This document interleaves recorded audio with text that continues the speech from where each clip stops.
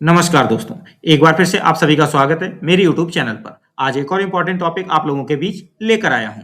आज के दिन इस वीडियो में बात करने जा रहे हैं एक बेहतरीन लेटेस्ट अपडेट। सीटेट फरवरी 2026 की आंसर की जारी हो चुकी हैं।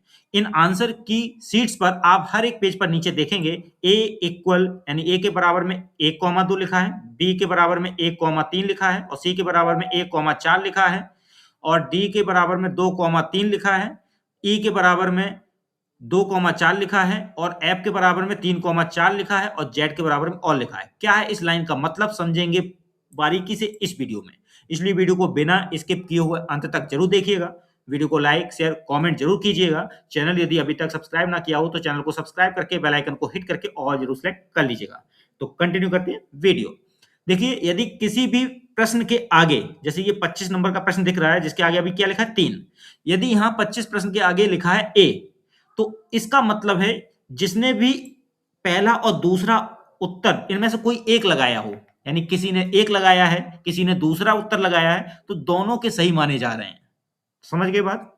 यानी मैंने, ठीक है, एक राम है, राम ने पहला उत्तर लगा दिया है और श्याम ने दूसरा उत्तर लगा दिया है, तो उस प्रश्न के सामने यदि ए लिखा है तो दोनों के सही मान लिए जा रहे हैं।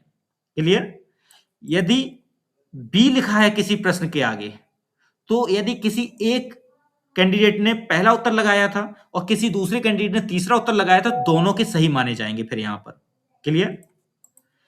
यदि प्रश्न के आगे सी लिखा है, इसका मतलब है यदि किसी के द्वारा एक उत्तर लगाया गया और किसी के द्वारा चौथा उत्तर लगाया गया, तो दोनों के सही मान लिए जा रहे हैं। और यदि किसी के आगे, किसी प्रश्न के आगे डी लिखा है, तो यानी जिसने 2 लगाया या जिसने 3 लगाया, दोनों व्यक्तियों के उत्तर सही माने जा रहे हैं। और यदि किसी प्रश्न के आगे ई लिखा है, तो किसी व्यक्ति द्वारा यदि दूसरा उत्तर लगाया गया या किसी और अन्य व्यक्ति द्वारा चौथा, तो दोनों के उत्तर सही माने जाएंगे। क्लियर? अब आता है अगला एफ लिखना। इसका मतलब यदि किसी प्रश्न में एफ लिखा है, तो यदि एक व्यक्ति द्वारा तीसरा उत्तर लगाना और दूसरे व्यक्ति द्वारा चौथा उत्तर लगाना, दोनों के सही माने जाएंगे। और यदि किसी प्रश्न के आगे जेड लिखा है, तो इसका मतलब है उस प्रश्न के सारे उत्तरों को सही माना गया है, ऑल लिखा है। ठीक है? अब यहां पर आता है यदि ए लिखने का मतलब है कि पहला भी सही था और दूसरा भी सही था, तो जिसने पहला लगाया उसका भी सही मान लिया जा रहा है और दूसरा जिसने लगाया उसका भी उत्तर सही मान लिया जा रहा है। यानी यदि किसी ने पहला लगा दिया और ए लिखा है, तो वो अपने आप को माने कि सही लगाया, और किसी ने दूसरा लगाया था और उस प्रश्न के आगे ए लिखा है, तो भी वो मानेगा सही है। क्लियर?